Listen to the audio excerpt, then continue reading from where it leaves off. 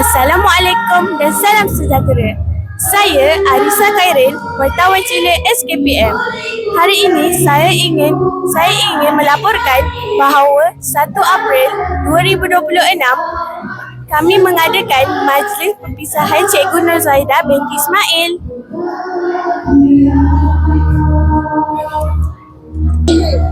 Adik, boleh tak adik bagi ucapan untuk Cikgu Nur Zaidah?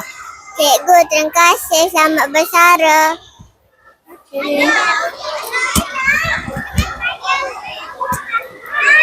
Assalamualaikum Cikgu.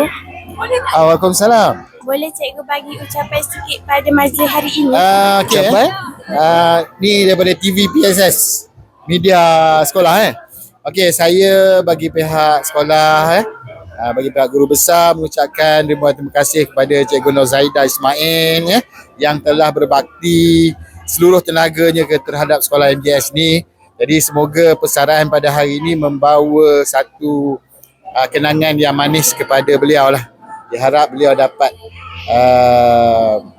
keseronokan dan menikmati persaraan dengan lebih baik, dengan lebih senang, lebih tenang dan sebagainya. Terima kasih Cikgu.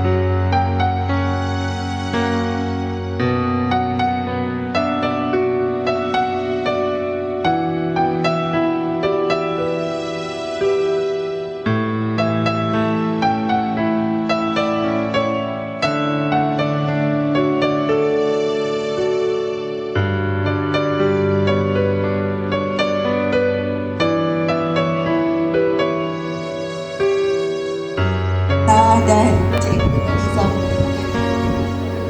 Yang dihormati rakan guru cemerlang,